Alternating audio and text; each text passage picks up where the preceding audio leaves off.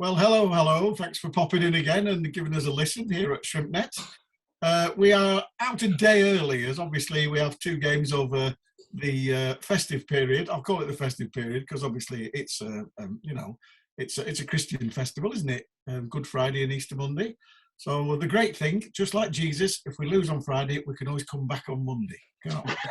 So, How long did it take you to think of that one, Freeze?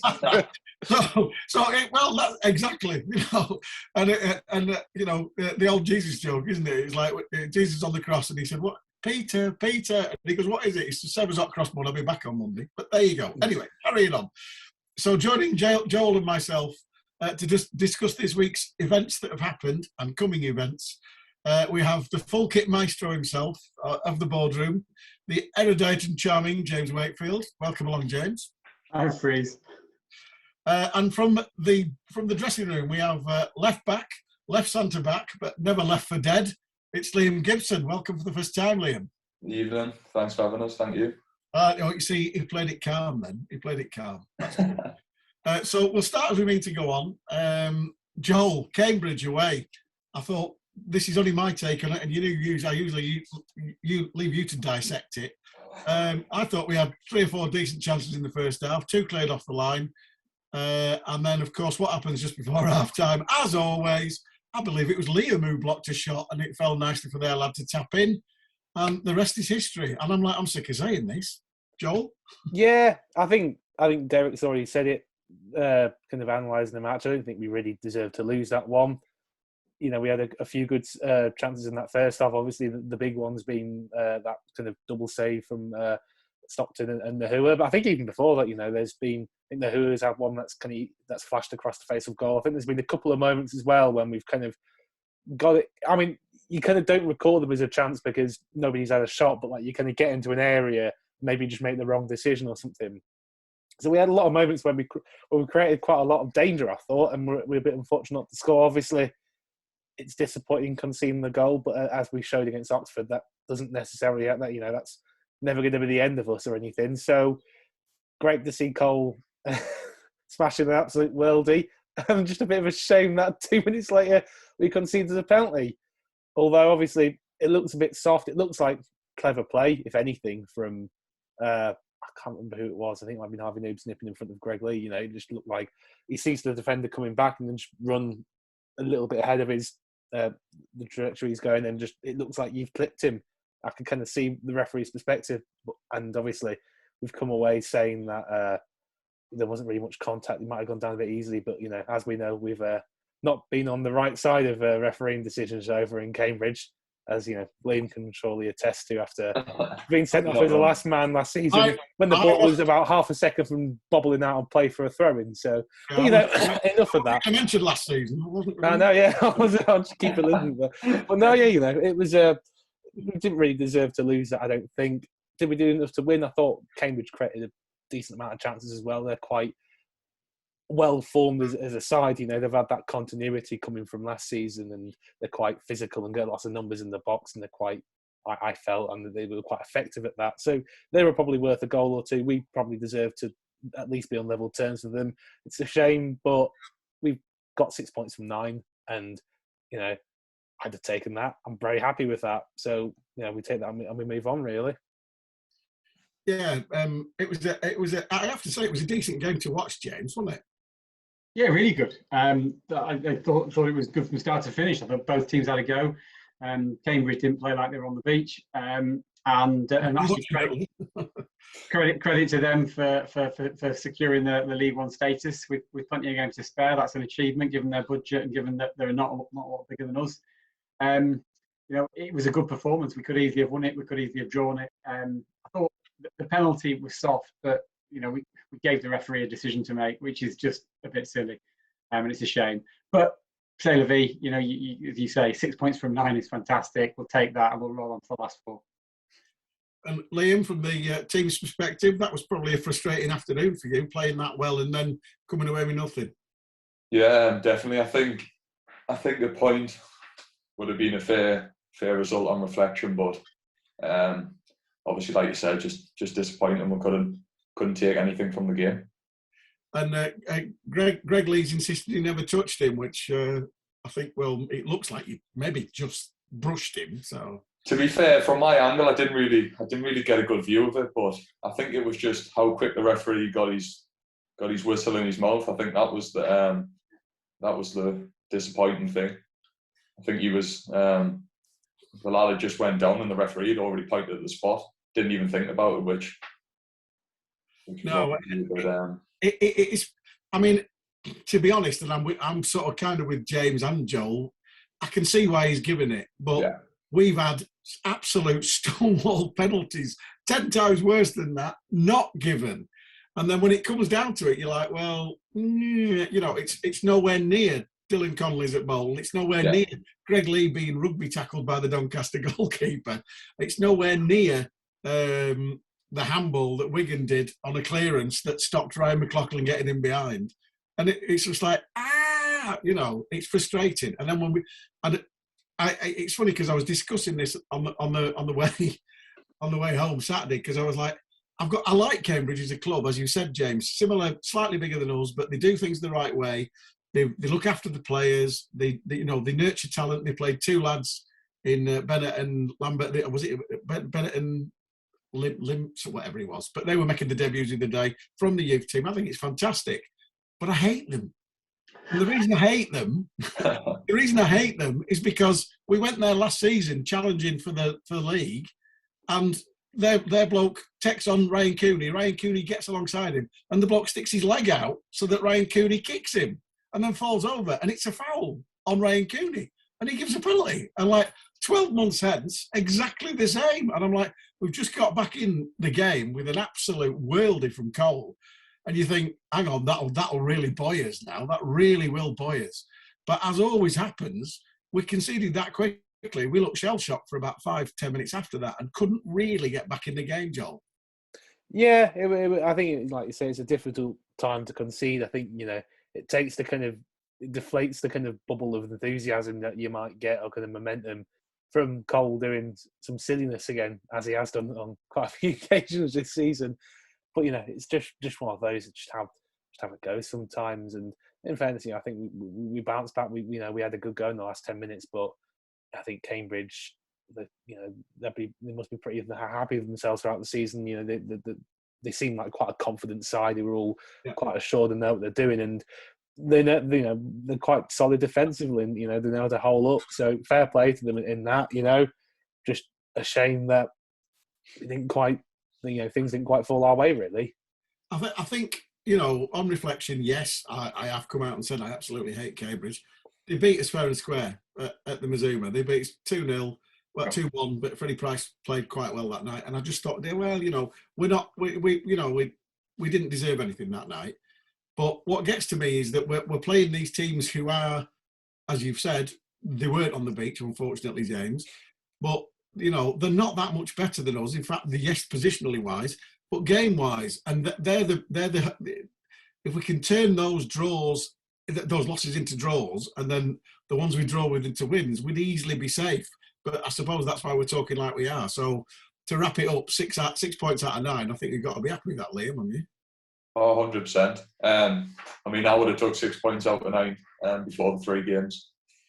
But then again, obviously, it's frustrating after the game on Saturday, like I said before, not to take anything from it. But I think as a squad, we've just got to look towards the next 4 games and trying to pick up as many points as possible. I mean, we've been saying for a couple of weeks there's like a mini league, and it does appear that nobody wants to stay up, because whatever one team does, the other team matches. And so we all stay there. So if we go to Charlton and win 5-0, I fully expect Wimbledon and Fleetwood to win 5-0 as well. Yeah. So it's like, what's going on?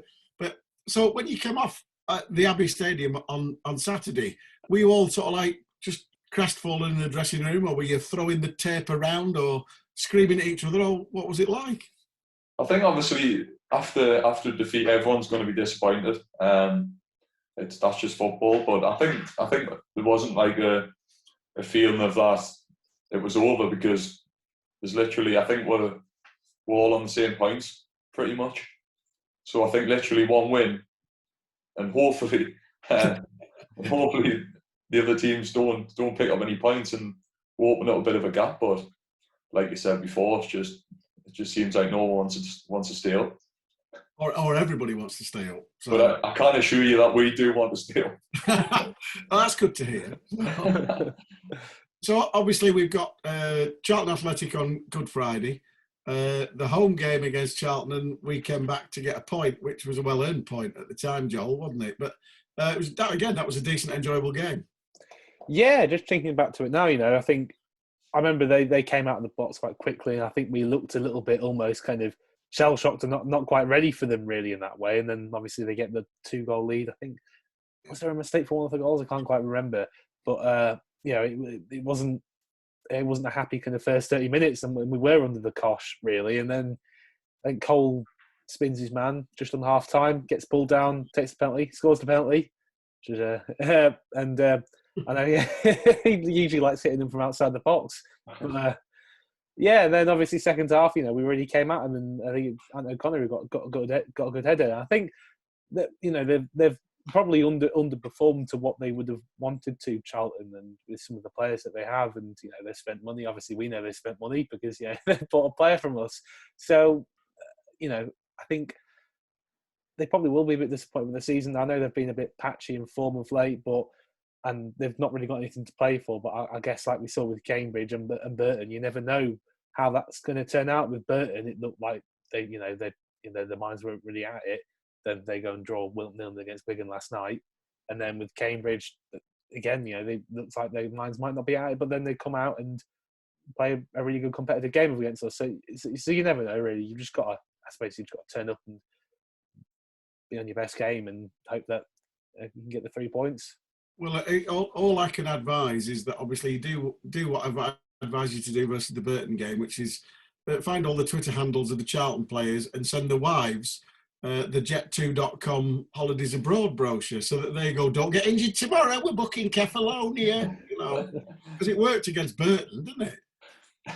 Yeah, obviously that was a few little mind. I didn't quite find their emails, unfortunately, but I think somebody had been looking them up for them. But hopefully we it'd be nice if everybody just kind of rolled over in the last few games for us. Unfortunately, they probably won't. So we just got to do our bit, really, haven't we? Well, that's the whole point, in the fact that we have something to play for, Liam. Charlton possibly could be forgiven for that. Oh yeah, well, okay, we're safe. I suppose, yes, there are things to play for because people want contracts. But inevitably, there probably is going to be change at Charlton because some of the players that they've signed haven't perhaps performed as they would like. So therefore, it'll probably be a tough game, Liam. Yeah, I mean, we're expecting it to be a very tough game. I mean, you look at the squad and they've got some big names. What I took from the home game is that we maybe showed them a bit too much respect. Yeah. In the first half, the first 30 minutes. But I think that's where sometimes it's been our downfall. Where when we do play games and we get after teams, I think that's when we look at our best. Yeah, and I hopefully, and I do know this because I happen to know somebody who's a Charlton fan, and he was saying it doesn't take much for the Valley to turn. If we get an early goal, apparently they get on the back because they expect better, and particularly a team like I'm not going to say Little Morecambe because we're not, but you know what I'm saying, in the fact that they will perceive who the bloody hell are this lot, and if we were, I mean, I don't care if Cole taps it in from 30, 40 yards, I'm not bothered, but if we get a goal up, my friend says they will turn, and that's got to be a good thing on Good Friday, James, isn't it? Yeah, massively. I think there's everything to play for this weekend. Absolutely everything. And you know what? If we hadn't won those 2 out of 3 of the last games, we'd be dead and buried. We would not be coming back from it. So I the mini league within the mini league and everything else, it's fantastic. We're in a much better position than we were in 10 days ago. It's just really exciting. Yeah, long may that continue because we need to be. It's not necessary that we, depending on other results, it would be nice to get something from Charlton. And I said before we went to Cambridge, I'd take a point. But because he didn't get one, I still want to take a point from Charlton because on paper, 4 games left. Charlton and Portsmouth, you would never say that, but they look like the 2 easy games because obviously Rotherham look like they're chucking it away. And MK Dons look like they might get automatic if Rotherham keep cocking it up. And who do we play after them too? Oh, only MK Dons at the MK Dons Stadium. What could possibly go wrong? I think. I mean, Liam, I'd be interested in your view on this, but we've got to forget about the name and the history and the reputation of clubs. It's not relevant to the current status of the teams, the current quality of the team. Like, I was at Old Trafford in 1990 and watched Charlton get beaten by Man United and get relegated from the First Division. And to me, in my head, they're an ex-Premier League team or an ex-First Division team before the Premier League existed. But it's a nonsense. They're a mid-table side. They're on the beach. And they've not played that well this season. And we absolutely went toe-to-toe with them. And we were as good as them in the second half of the game earlier in the season when actually they had something to play for. So I think we go on Saturday and we try and win. I know that's exactly what Derek and the team are going to be doing. Yeah, 100%. I think if you go into the game with a mindset of, especially as a squad, that we just want to take a point, it never really ends up going well. So we just need to go into the game thinking that we're going to take all 3 points. I mean, like you said before, they are a big team, but you see it week in, week out in this league. Anyone can beat anyone. It's just who turns up on the day. Yeah. Everybody's a big team if you think like that, but they're not actually. They're just a mid-table side that have underperformed this season. Yeah. Harsh but fair. I've just suddenly remembered that video that was going around just before we played them, because I think they just appointed Johnny Jackson as the manager, or I can't remember, it might have been interim. And there was that video of him going around in the dressing room after the game, the previous game before us, and he was telling, "I'm going to go to Morecambe. We're going to beat Morecambe. We're going to go to Shrewsbury. We're going to beat Shrewsbury." And obviously dropped the 2-0 lead against Morecambe, and I think they went and lost to Shrewsbury. So hopefully, another little team talk like that might be going around. So fingers crossed. So what you're saying is he's a bigger liar than Boris? Oh, there you go. no problem. It's not possible. It's not possible. Hey, I'm going to turn into Ben Elton now and go, bit of political there, bit of political. So presumably, while people are listening to this, if they're listening to this on Thursday, you'll be travelling down. Is that right, Alec? Liam? Sorry. Yeah. We're travelling down tomorrow. And then obviously with the game on Friday. Which is a bit different, but I don't think it's going to make a difference. Friday, Saturday, it doesn't really matter. It's just we've just got to be prepared right for the game. But obviously, it always does come down to it. Their crowds have obviously they sold a load of season tickets. It's a ground I've been to, and it is actually quite an impressive. I'm sure you've been as well, or most of you. Yeah. And it's quite an impressive ground, and they can make a noise. Does that affect you at all, or do you just block it all out and think this is just the green bit? I think I thrive off bigger atmospheres. I think in some ways, if we do start well, it's only going to work in our favour. With their fans, like you said before, they will turn quick. It's like the likes of Sunderland, Sheffield Wednesday, them teams. If you go to their grounds and start well, and try and frustrate them, the crowd will turn on them quite quick. Well, let's hope that happens. Fingers crossed. Moving to Easter Monday. Obviously, Portsmouth. I was hoping they would be on the beach, but they had a win. They smacked 3 past. Who was it? Rotherham. Yeah, that's right. Yeah, I was trying to think. It wasn't Wigan. It was Rotherham, wasn't it? So they smacked 3 past Rotherham. So I was thinking, because they're obviously we did. It was a bit of a renaissance day at Portsmouth, wasn't it? We played pretty well down there, James, didn't we?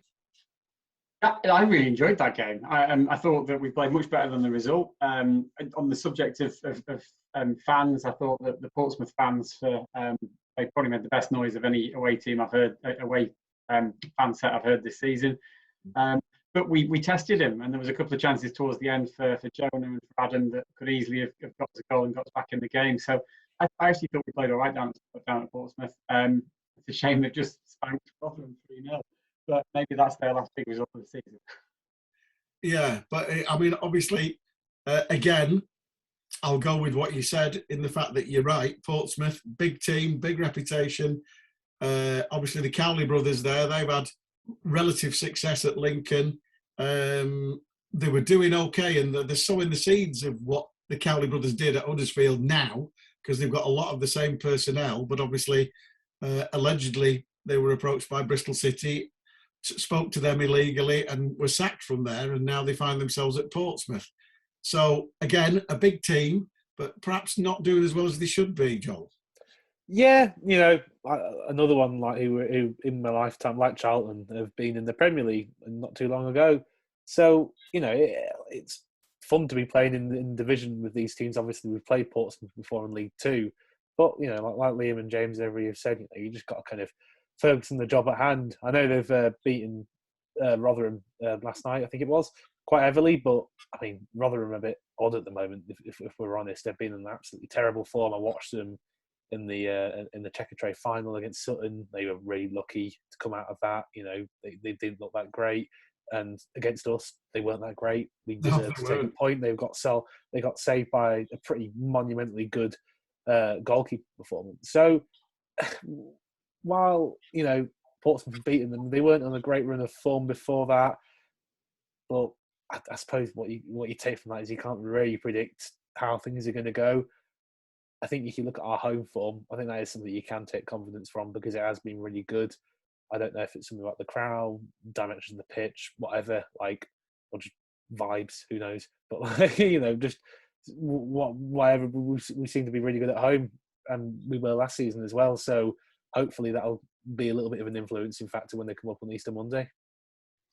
Yeah, I'm thinking, Liam, as professional footballers, obviously, it's a big family time, is Easter. So we can only hope that Portsmouth have far too much roast beef and ham on Sunday for their Sunday dinner and eat far too many Easter eggs before they set off.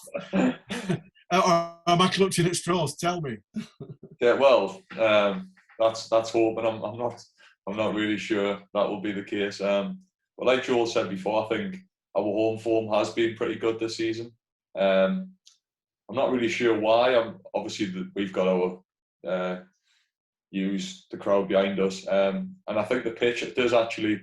It feels a bit smaller.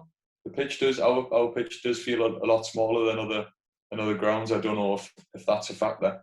But we've just got to go into these games with plenty of confidence, and hopefully we can pick up as many points as possible. It's funny now, because I'm going to ask you this, because obviously, do you think, obviously now we're in a higher division, we got promoted with absolutely nobody there other than 1,500 in the semi-finals in the playoffs against Tranmere. Obviously having no crowd there didn't seem to affect us. We seemed to ride that pretty well. But now you've got sort of like 4,500 behind you every day, every home game. Does that make a difference? Yeah, 100%. I think what also is good is that the crowd never turn on the team. No, true. They always stick by us. So I think that with the crowd there, it can only ever be an advantage to us.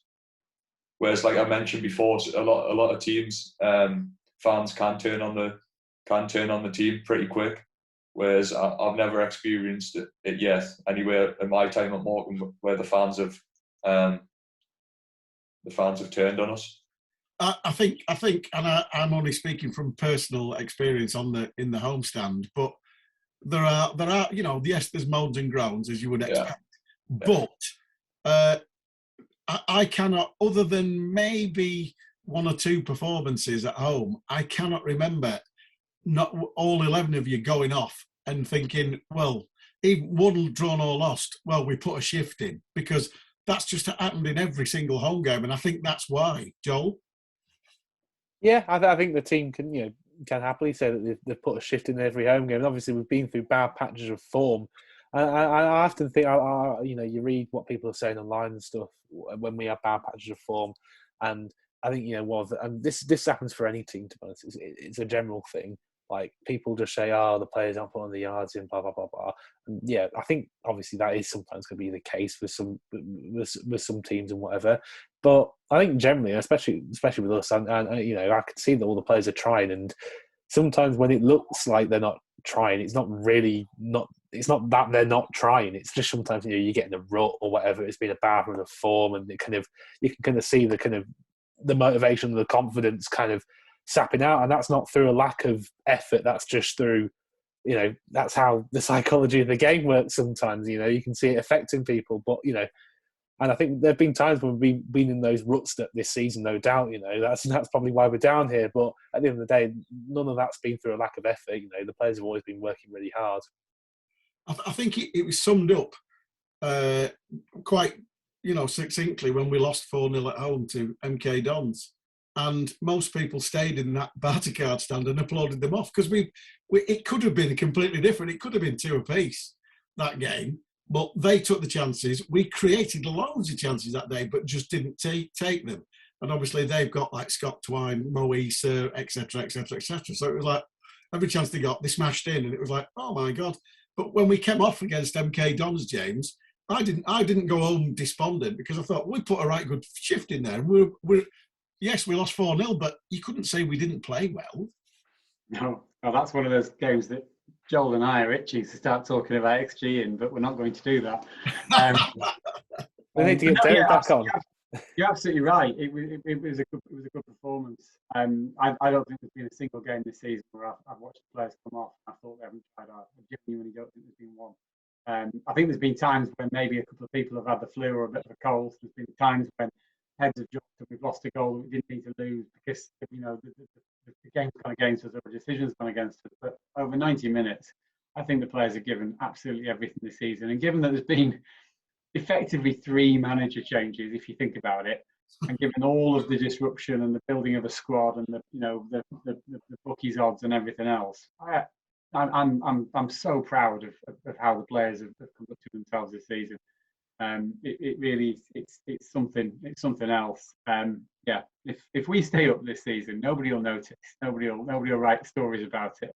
No. But if we stay up this season, when we stay up this season, it will be a massive achievement. Because we've got so much change. We were a month, 6 weeks behind everybody else at the start of the season, and we've never been here before. Yeah, when we stay up, somebody should probably write a story about it. Yeah, we'll publicise it on here, but obviously, we're preaching to the converted. Yet another Easter theme. There you go. Right.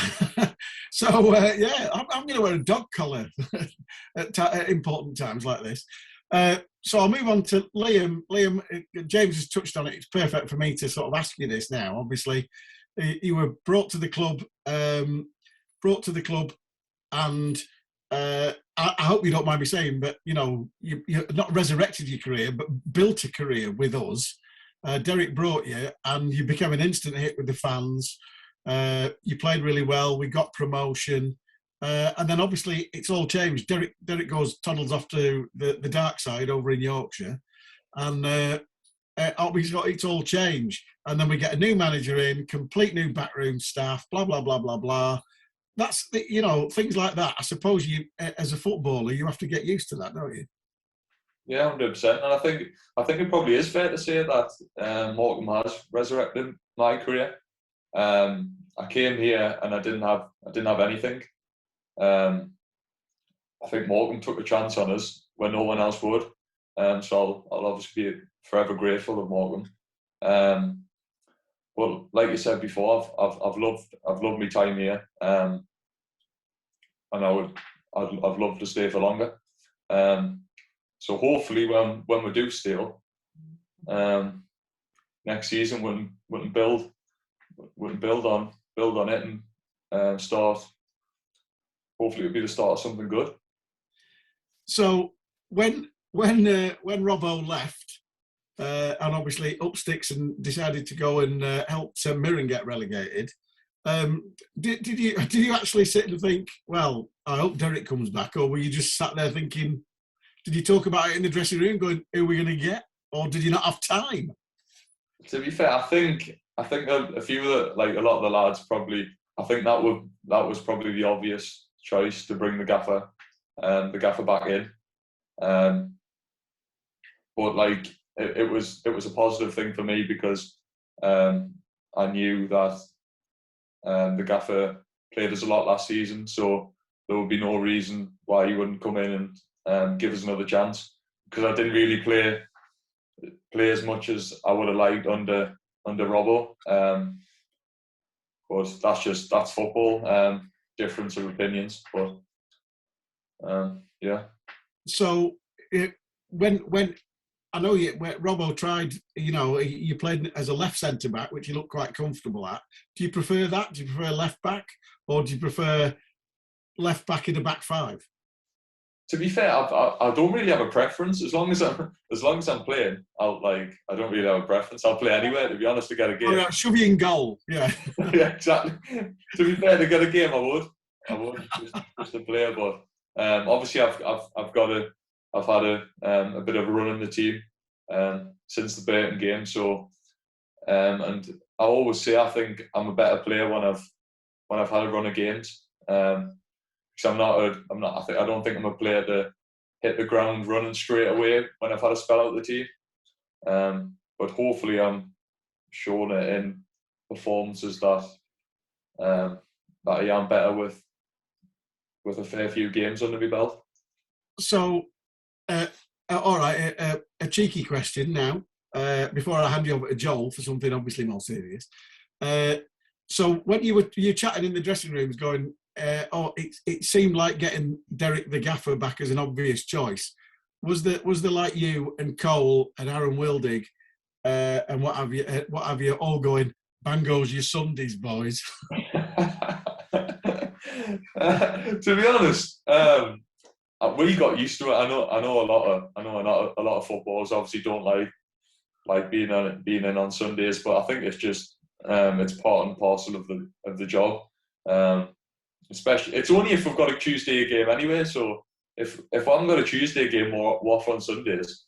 And since the Gaffers come back in, I think we've only had a couple of Tuesday games, so I haven't really been in on many Sundays. Oh, well, there you go then.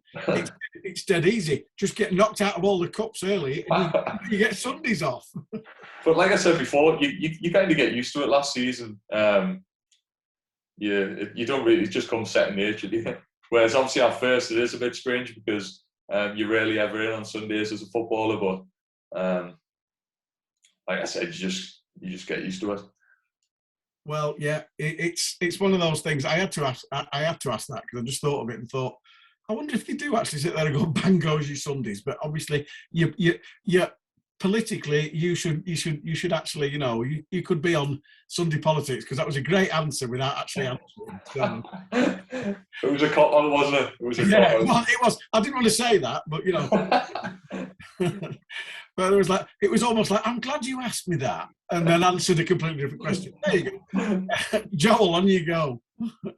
No, I guess I just kind of want to ask, obviously, with going on that theme of kind of Derek coming back, I think a lot gets said about kind of you and other players kind of knowing what's kind of expected of you from Derek and kind of blending back in that way. So obviously, there's probably a limit to what you can say without giving away Derek's master plan. But what are those kind of things that Derek expects of you and that you know that you need to give him?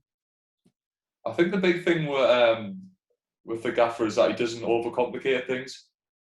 I think he makes the game as simple as possible, which it should be, to be honest. And first and foremost, I think you've got to run around for him. It sounds silly, but I think that's a given. If you don't run around for a manager, then you're not going to play. So I think that's what all the boys know, that's what's expected of us. Firstly, we've got to be able to get around the pitch. So I think going on from that kind of theme of kind of simplifying it, I think now that he's had 2 weeks, with those 2 weeks off, the team that he's come out with is it's had hints of last season with Phillips and Wildig and those kind of two attacking midfield roles. But I think I kind of see some aspects of that as kind of being that, like you say, that kind of simplifying things, because you've kind of got Usman Fain kind of as that kind of defensive midfielder, and then, okay, right, you sit there, mop up, tackle people, then give it Wildig, Phillips, do some fun stuff. And so is that kind of what kind of changed over those past 2 weeks when you had the international break, and obviously we've come back to Burton? I think there wasn't really much on the training pitch that we changed.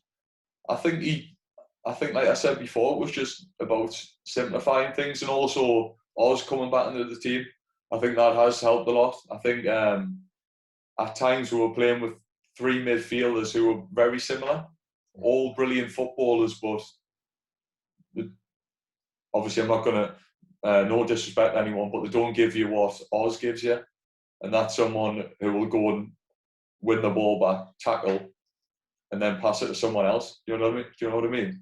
The likes of Alfie, Toombs, Philo, Wildig, all very, very good footballers. Not that I'm saying Oz isn't a very good footballer, but he gives you something different. He's. I always likened him to a bigger and more horrible Alex Kenyon. Exactly. First, he called himself the Destroyer in his first interview when he arrived. Yeah. And he does the job brilliantly. Yeah. He loves it, doesn't he? He does. He loves it.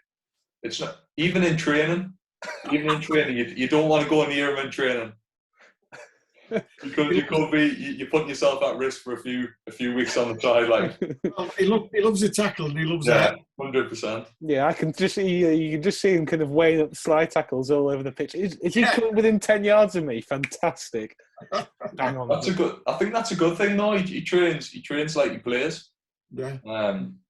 And I think at first, like a few of the lads, including myself, were complaining because he did sometimes catch a few people, but then like now we know that's his game. And obviously you want to train like you play. So when he is going and tackling people, that's his game. And you've got the bruises to prove it. Yeah, exactly. Yeah, when you see him making those tackles in the pitch, you can so that's why he's doing that in training. Yeah. So obviously, moving on to yourself as a player, obviously we've kind of discussed about your roles throughout the season. I don't know if you know this, but Cole described you as one of the best left backs in the league last week. So I just kind of thought, what's your reaction to that? I don't know about that. Like I don't know. Cole, I only give him a 5 to say that, to be honest. But I wanted a tenner. No, he's obviously he's a good mate of mine. I'm not sure that statement's very, very true. But I mean, I think I can on my day I can be an asset. Can be an asset to the team. I think I'll always give 100%. And I think I pride myself on that. So, but it was very nice of him to say that. I know, yeah, and he's done his fair share this season. So, listen to have you getting a bit of praise from. So, kind of going back to the start of your career as well. Obviously, I've seen that. Obviously, when you were quite young, starting out, you suffered a bit with illness, unfortunately, and having a lot of setbacks. So, what was it kind of like going through those setbacks? And was there a kind of a point where you thought you might not be able to play professionally because of it? Yeah, 100%. I think the problem started when I was about, I think it was about 17. I started getting symptoms around the December time, about 2015, I think it was, and then it just got progressively worse. But like you said before, there was a time where I thought when it got really bad in about 2017, I thought I was going to have to pack the football in, because I just couldn't see a way where I was going to get healthy again, to be honest. Obviously, now you've come through that. So do you kind of look back on that with quite a lot of, I suppose maybe even like kind of pride that coming through that and still, being one of the best left backs in League One? No, to be fair, it did take resilience. But I've got to thank obviously I was at Newcastle, and the medical team and the doctors and everyone there was brilliant with us. And they never gave up on me. So to try and get us back to fitness, and in the end it did take a while, but we got there in the end. And then obviously I'm still playing now, so I'm hanging on in there. Exactly. And just finally, last season, I think I've asked this to most people who've been on who were from last season, but with that team, and I think a lot gets spoken about the spirit we had, and I know Toombs likes to say that he knew from the start that they were going to get a medal, but what point was there a particular point for you where you thought, oh, actually, hang about, this might be happening here? I think it was about late Jan, early Feb. I thought we're building something good here, and then I think momentum just I think it just took us till the end of the season, and we were obviously unlucky not to go up automatically. But I think I would have. Now it's happened. I think a day at Wembley was definitely the best option. No, definitely. Even if it was horrifically hot, and no, that's not great for me either. I tell you. I know. Yeah, looking down. I mean, I was like sweating in the stands. I was looking at you guys down the pitch. I was like, oh my god, I don't know how to do it. No, it wasn't nice. It wasn't nice, but obviously we won in the end, so that was the main thing. In what was the most awful game that I've ever seen. Yeah, that 100% would have been the worst game I think Wembley's ever seen. I think. Yeah. Anybody bothered? No. Well, I wasn't anyway. I don't know about any of you. I think it was actually the closest that you come to scoring that season as well, wasn't it? I think you ended up in the opposition box at one point. Yeah, I still blame Carlos for that pass. I think he sold us a bit wide. Actually, I was watching the highlights back the other day. I thought that actually. I thought, oh wait. If the pass was better, 100%, I would have buried that. So how do you explain Burton Albion in the first 5 minutes then? Oh, that was just a hit and hope. I think. Off the right. Any ball that I scored me right foot is a fluke. That flew in. Just for standing on that. Well, we were in the away end, and I was with Joel, and we were like, "Yeah, that was his right foot." So yeah, that's a collector's item then, is it? To be fair, I nearly scored again though, didn't I? I nearly scored again against Burton the other week with a header. The keeper's made a good save. Yeah, he did. Right, really good save that. Yeah, right at the back post. That was a good stop, actually. Yo, look at that. Yeah, that'd have been. You're already going to. What's going to happen is you're going to get the perfect hat trick over 3 games against Burton. So right, moving on. Thank you for that, Liam. From that point of view, you're coming across like obviously, you were quite happy with Derek's appointment. Everybody else looks like they're quite happy with Derek's appointment as well, because obviously he's. I know we had this sort of thing where a month ago Derek was sort of saying in the press, well, perhaps it's not as good a squad as last year, and we were all like, and I'm thinking we convinced ourselves it was just basically a curveball that he was sending out, and behind the scenes he was like, right lads, we've got 2 weeks off. What we're going to do is simplify everything, and we're going to go out and batter Burton and batter Oxford, and it worked. Am I wrong? No, I think basically that's what happened. Basically, to be truthful, I think he said before the Burton game that it's now or never really, because if I'd won, like James said before, if I didn't win the 2 games in Burton and Oxford, I think we would have been in a lot of trouble now. And thankfully we can look back at that. 2 completely contrasting performances, obviously, weren't they? Yeah. I mean, even like you mentioned before, I think even before the sending off, the Burton game, I think as a team we felt comfortable. I think we'd started well, and I think the sending off just helped a little bit. But I think even without the sending off, I still think we would have went on to win that game. I thought we battered him that first half. You've had that one really well saved. I think Reece Bennett's come pretty close to scoring within the 6-yard box. Arthur, we did well to create that chance.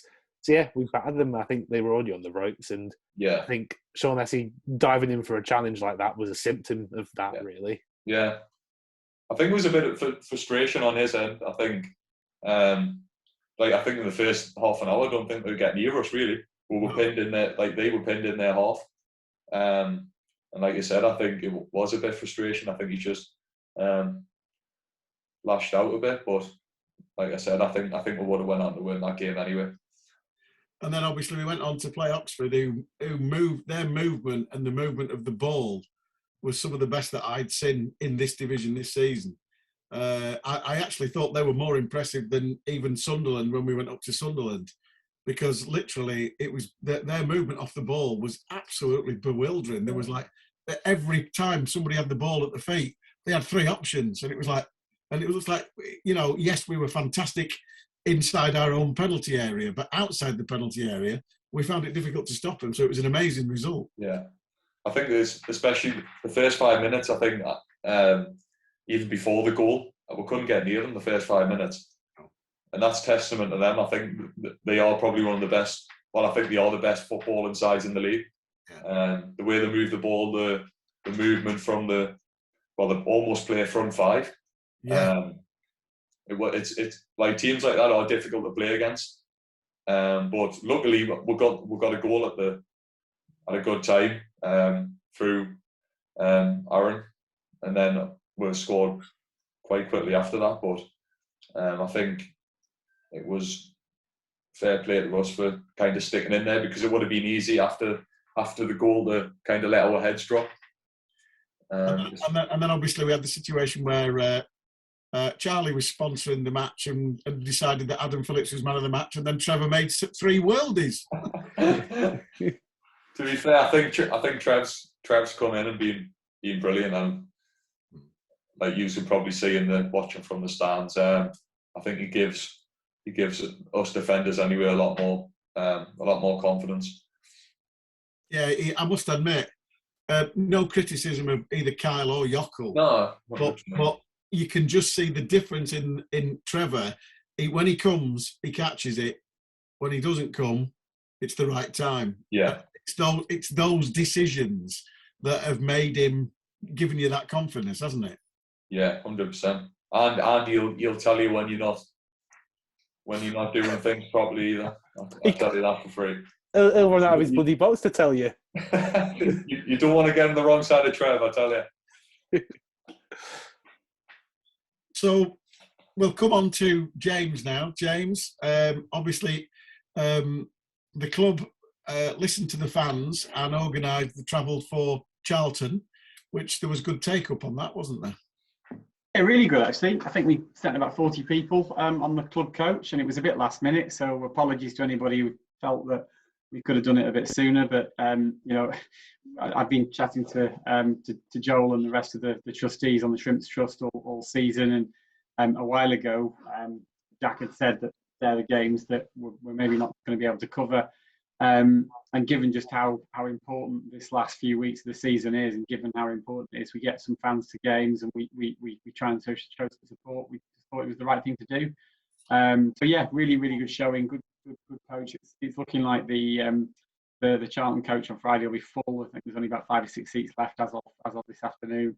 So that's really, really good news. And I will say just massive thanks to Jack and the rest of the trust for arranging the coach travel for the rest of the season, because as much as some people think, well, we should have loads of coaches on and the club should do it, and the club should do it, all these coaches, it doesn't offer in somebody Saturday afternoon if they've got to look after a coach and take people up and down the country and not have a drink and not get in the train and not just enjoy their day. So yeah, massive thanks to the trust for arranging the coach travel for the season so far. And yeah, good take up on the 2 coaches for these 2 games. And from that point of view, it's useful because obviously everybody's aware now that West Coast Main Line have decided they're going to shut down for the entire Easter weekend to do essential works, which I think is fine. And I've got a mate who's going down, and he's actually going down tonight because he can get a train. And then he's staying and going to stay with another mate in London, and then he's coming back via St Pancras and Sheffield and Manchester, and it's like that's on Monday because he can't get back. So it's a bit of a nightmare. So putting coaches on has been an absolute godsend. So thank you for that. And then we move on to the other good news that's been announced this week. Season tickets, absolutely fantastic. Talk us through it. Well, it worked this season, so yeah, exactly. He's going to do it again next season. So it's basically like, did we rewrite all this blurb, or did we just put out what we put out last season and alter it to 22, 23? It really did. It really did work this season. It combined with the fact that Liam and the lads and Derek got promotion, and the fact that there was probably a bit of a feeling that the Premier League is not really that interesting anymore and is a bit detached. We just wanted to fill the stadium as full as possible, and it's been effective. So it's a case of Well, let's repeat it. We've said a couple of times over the course of the last 12 months, people have said, well, the price is going to go up. When are we going to do this? When are we going to do that? When the stadium is full, and full like permanently, and we know that the stadium's always going to be full, then we'll have a look at it again. But it's not full yet. 4,200. As much as I know that the Bartercard stand is full to the rafters and nobody can move, and as much as I know not many people want to stand on the Berlin Wall other than the diehards, when the stadium is full, we'll look at it. And until then, this scheme works. This scheme is getting people engaged with more football club in the area, and it's getting more people in than ever before. So yeah, it worked. So we're just repeating it.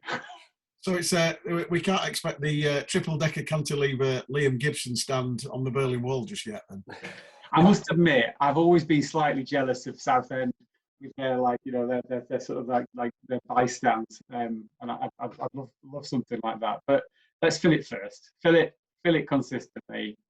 Fill it. That means 2 seasons of it being full, and then we can have a look at it. Because at that point, we're just a bigger organisation, and we can do exciting things.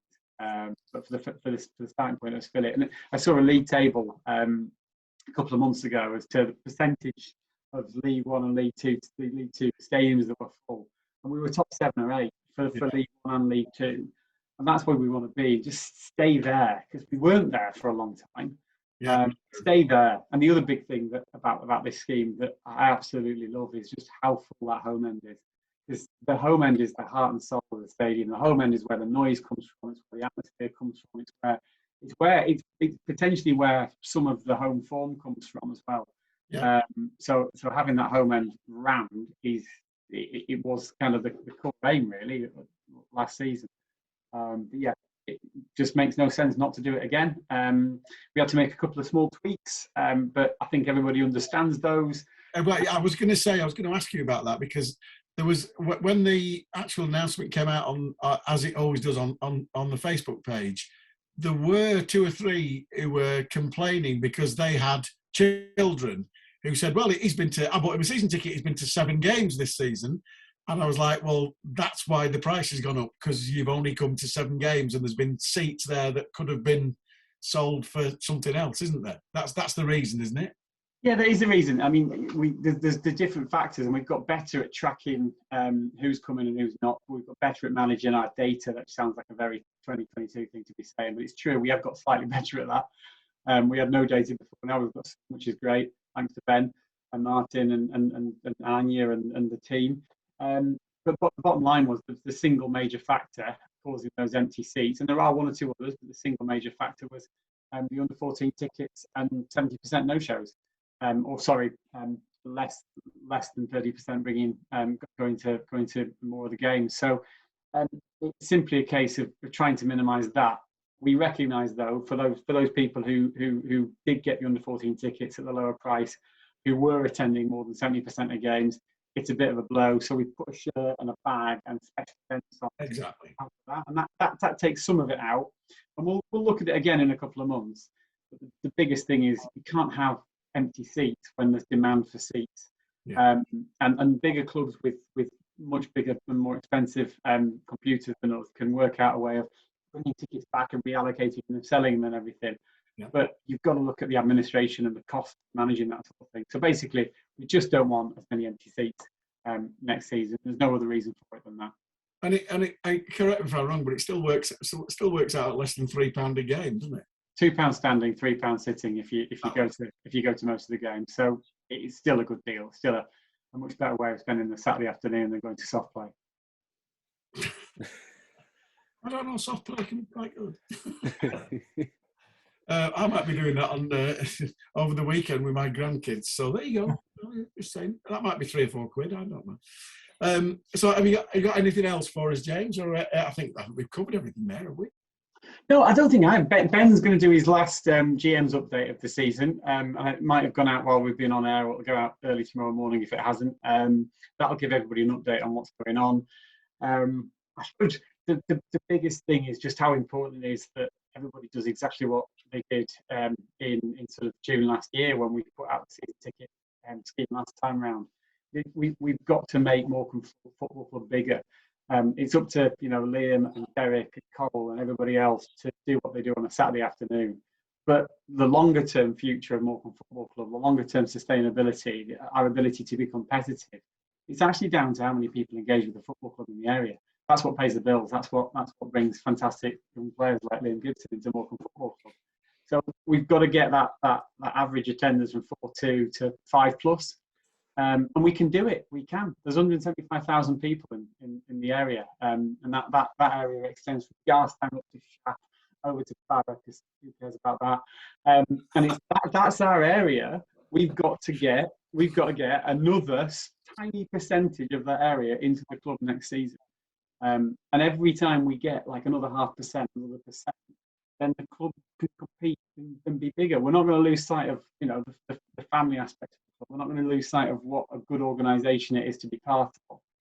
But another 1,000 fans in the stadium next season, we're that bit more competitive. You have to just look at Burton and Wickham Wanderers. They've been up in the Championship with not much bigger crowd than us. So we've got to get those extra people engaged in the area, and that's down to the fans. It's not down to the club. It's down to everybody. Speak to your colleagues. Speak to your brother, your sister, your auntie, your uncle, your wife, anybody at all you come across, and get them to come down to the Mazuma on a Saturday. And I already have. My brother's got one. My wife's got one. She's never had a season ticket before. She's never even interested before. She loves it. So she said, "Yeah, I'll be coming again." And I was like, "Oh, that's ruined my Saturday, that." Anyway, so, sorry, love, if you're listening. Don't want to cut my nose off to spite my face. But Liam, it's the change this season. Obviously, new division, but obviously you came to us when we didn't have a crowd. The difference between 0 and 4,500 every week is really, really noticeable, I suppose. Massive. I think it was difficult at times last season, especially when you're challenging to try and get promoted. I think sometimes you do need the crowds back and to kind of push you forward a bit more, give you a bit more momentum. But I mean, even this season, the crowds have been brilliant. Especially, well, obviously we know ourselves we haven't been great on the pitch, we haven't been performing on the pitch, but they've still been coming in the numbers. So I know as a team we really appreciate that, and I'm sure the club do as well. I just want to imagine for a minute 4,500 there for the mass hysteria of the 95th and 96th minutes against Salford last season. That would have been absolutely, utterly bedlam, wouldn't it? Because it was bedlam without a crowd. Yeah, we talk about games like that all the time. I think we said after the game, imagine if there was like a crowd there at the time, it would have been madness. But We'd have got fined for people on the pitch that day. Yeah.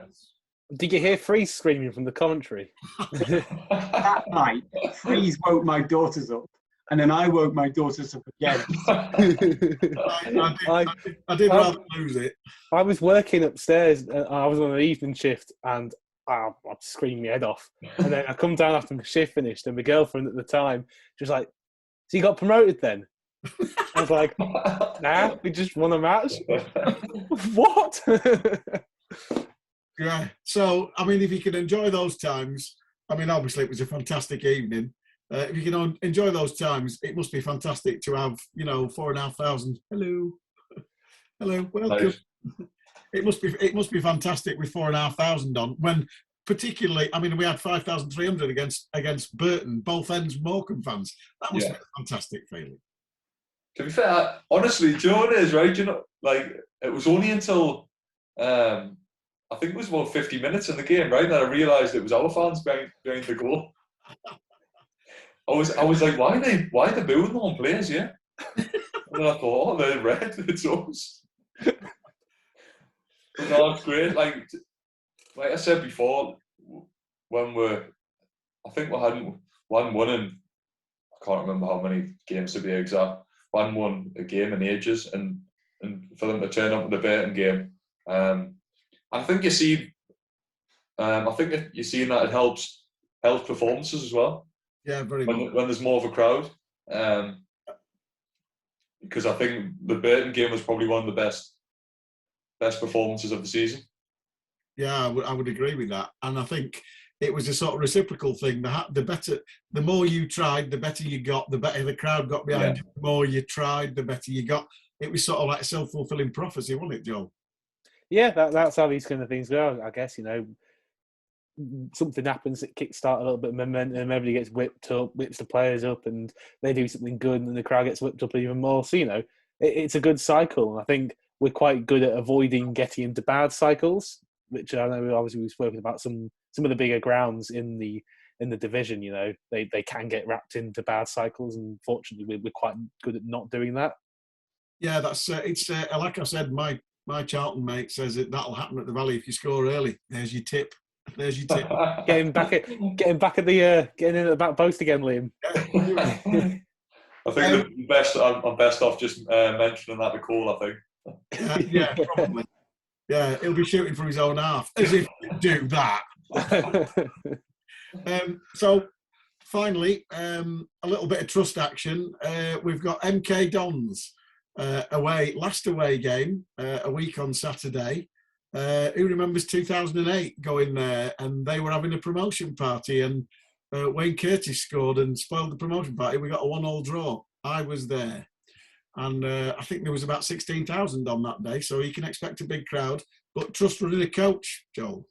Yeah, just obviously we will usually tend to do the games that are a little bit nearer by, but obviously, like you say, when they've been the last game of the season, hopefully there won't be quite as much riding on it, and hopefully we can have just a bit of a good time down there. Might not turn out that way, we'll have to see, but at the very least, it's either going to be a fun game or a really important game. So, we want to get as many people down as possible. I think the last 2008. I'm pretty sure we took about 450, and the theme was beach party, so it was shorts, Hawaiian shirts. And thankfully, it was a nice day. So there you go. Right. This has been ShrimspNet, episode number 9,012,000 or whatever it was. Thanks to James for the updates, and thanks to Liam for the insider information that's coming from the dressing room. I hope you've enjoyed it. It's been fun as always. We'll be probably back next week to talk about what a fantastic 6 points. How did that happen? And we're all going to MK Dons dressed in fancy dress, a beach party again. What can possibly go wrong? Thanks to Joel. Thanks to Liam. Thanks to James. Thank you to you for listening. Safe journey if you're on way to Charlton, or if you're listening to this after that. Safe journey to the Mazuma on Monday for an Easter egg hunt, hopefully. Goal in the back of the net against Portsmouth. This has been ShrimspNet. Thanks for joining us.